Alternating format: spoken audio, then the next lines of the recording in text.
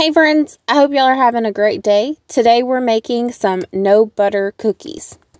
I'm not sure if it's still an issue, but I know there for a while butter was in high demand and in short supply. But even if it's not a issue, we've all had times, I'm sure, where we've wanted to make a recipe only to realize that we don't have one of the crucial ingredients needed to make that recipe. In times like those, we need to adapt or improvise. And with Christmas coming up very soon, we're all going to need to be making some cookies for the jolly man himself.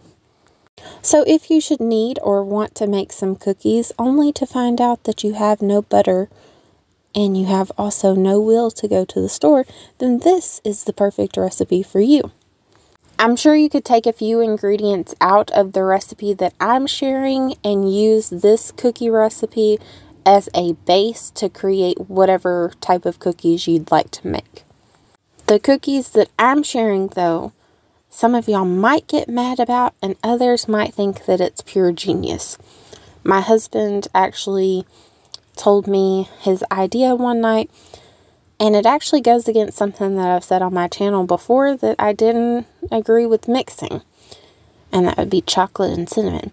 But we are making chocolate chip Snickerdoodle cookies.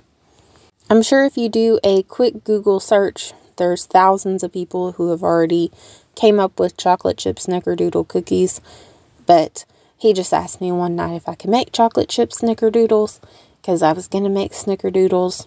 We had chocolate chips on hand, and I was like, absolutely, I'll just toss in some chocolate chips. Lo and behold, it's everybody's favorite cookie now in my house.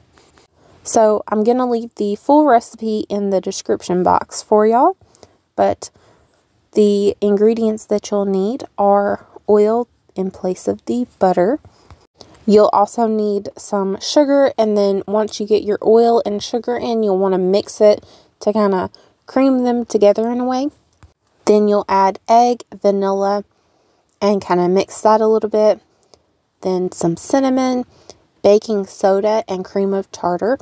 Cream of tartar gives the Snickerdoodles that, like, tartness that is common in a Snickerdoodle. If you don't have cream of tartar, use baking powder. You'll also want to add a little bit of salt at that point.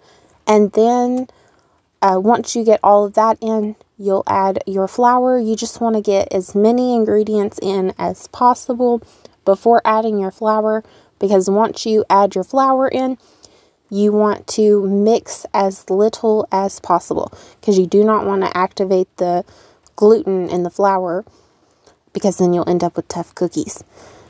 But then you'll add in your flour, of course, mix it about halfway, add in your chocolate chips, and then mix the rest of the way, being sure not to overmix.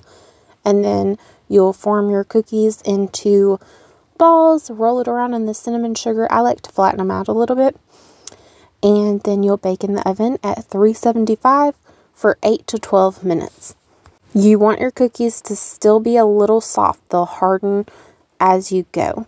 But then you'll end up with delicious Snickerdoodle cookies that no one will know were made with oil. Above all, don't forget, Jesus loves y'all and I love y'all too. I hope y'all have a fantastic day, and I'll see you soon. Bye.